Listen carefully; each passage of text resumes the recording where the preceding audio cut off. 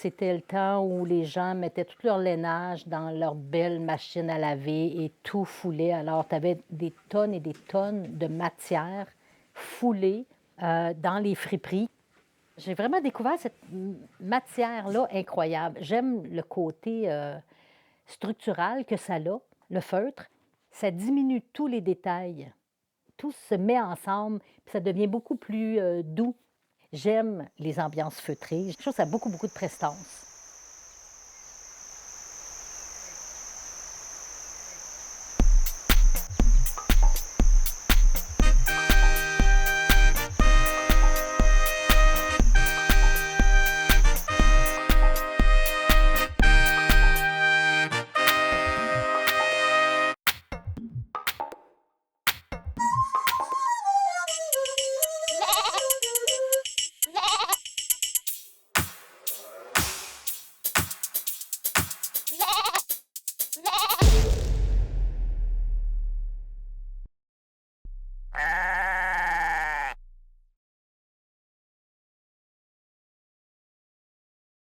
Je m'appelle Diane Gontier.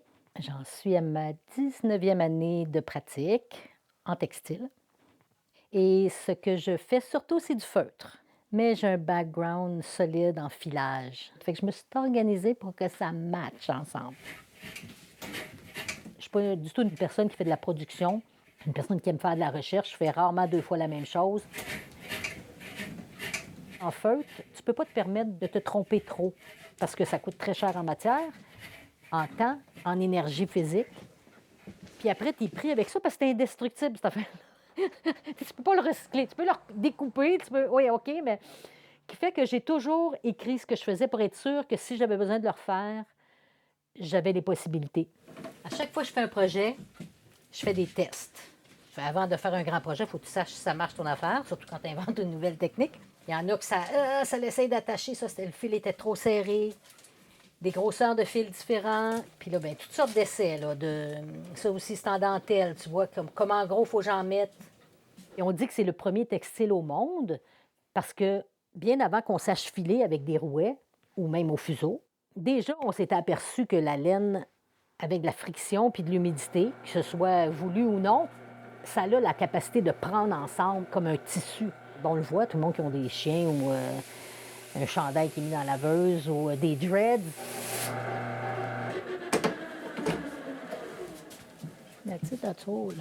Quand les gens nous disent au Canada, il n'y a pas d'histoire de feutre, ça me fait vraiment sourire parce qu'en réalité, la traite des fourrures, c'était pas pour les peaux de castor, c'était pour le duvet de la peau de castor, pour l'industrie des chapeaux de feutre en Europe.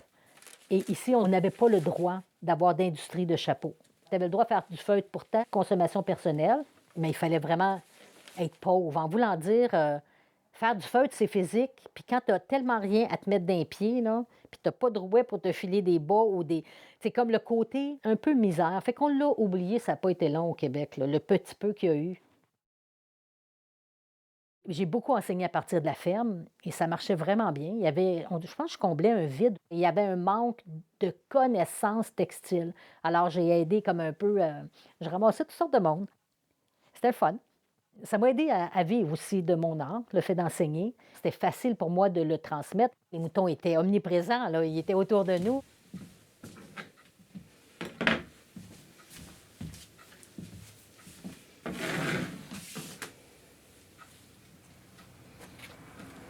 La médiation culturelle, c'est un mot que je ne connaissais pas avant.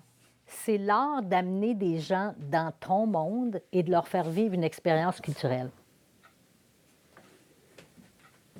Étant donné que j'avais beaucoup de laine de la ferme, étant donné que c'était pas difficile pour moi de m'embarquer dans des projets, je suis une personne de projet, j'aime ça quand il y a un début, un vécu, puis une fin. En plus que je voulais gagner ma vie avec ça. Et puis en plus, bien, faire du feu, c'est extrêmement physique. Fait que plus tu fais des grandes pièces, plus ça prend une gang pour rouler ça. On le fait avec des municipalités, des groupes, de toutes sortes de monde. Ça, c'est vraiment le fun. Puis tout le monde repart enrichi de ça.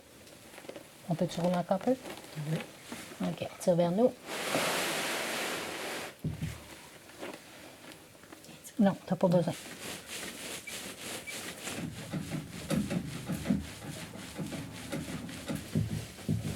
qui m'intéresse, c'est la connaissance, mais c'est aussi la transmission de l'inspiration. Offrons donc aux jeunes la chance de toucher à du textile, de montrer qu'il y a des gens qui vivent en faisant ça, là. On utilise du vêtement tous les jours. C'est la première chose qu'on touche quand on vient au monde, c'est la dernière chose qu'on touche quand on meurt. Les gens n'ont aucune idée comment c'est fait. Je trouve que c'est la base de tout. Comme on devrait apprendre c'est quoi l'électricité pour qu'on comprenne qu'à chaque fois qu'on allume un interrupteur, qu'est-ce qui se passe pour vrai. On va ici. Il y a vraiment un plaisir là, de transformer la matière. C'est presque c'est du sucre à la crème, ça, là.